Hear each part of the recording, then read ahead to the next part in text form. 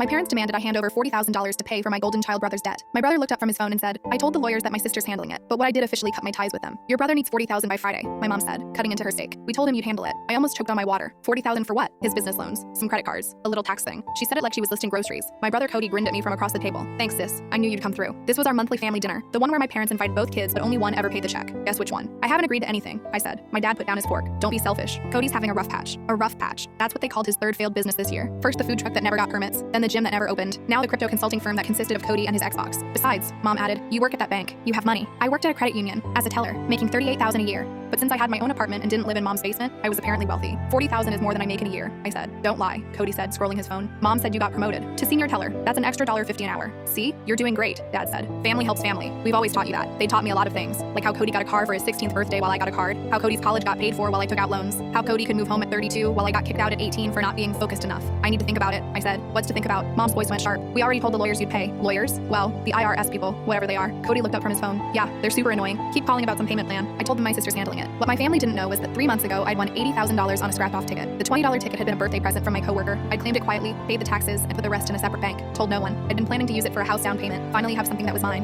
How much does he actually owe? I asked. In total, Cody shrugged. Maybe $70,000, but $40,000 stops them from taking mom and dad's house. I froze. What? Oh yeah, he said, taking another bite. I used the house as collateral. No big deal. My parents' house, that they'd refinanced 3 times, for Cody. Mom reached over and patted Cody's hand. It's not your fault, sweetie. The economy is tough for entrepreneurs. When do they need the $40,000? I asked. Friday, Dad said. But don't worry, Cody will pay you back. Cody laughed. Yeah, once my NFT project takes off. The next day, Mom called me 6 times at work. My manager had to tell me to turn off my phone. That night, she showed up at my apartment with Cody. We need to go to your bank tomorrow, she announced. Get this sorted out. I can't just withdraw $40,000, I said. Stop being difficult, she snapped. Cody's under so much stress. Look at him. Cody was on my couch playing games on his phone. You've always been jealous of him, Mom continued. Just because he's brave enough to follow his dreams while you waste your life at that bank. Credit union, I corrected. Whatever. The point is, you have steady income. He doesn't. So you help. Thursday morning, they both came to my work. Mom told my coworker I was having a family emergency and needed to leave. To get the money, she said loudly. For Cody's situation. My coworker raised an eyebrow at me. In the parking lot, Cody was leaning against his new truck, the one he bought last month despite being $70,000 in debt. Follow us to your bank, Mom ordered. It's 11 a.m. on a Thursday, I said. I'm working. This is more important. I followed them, but not to my regular bank, to the other one, the one with my scratch-off money. Inside, Mom marched to the teller. My daughter needs to withdraw $40,000, cash. The teller looked at me. Do you have an account with us? Yes,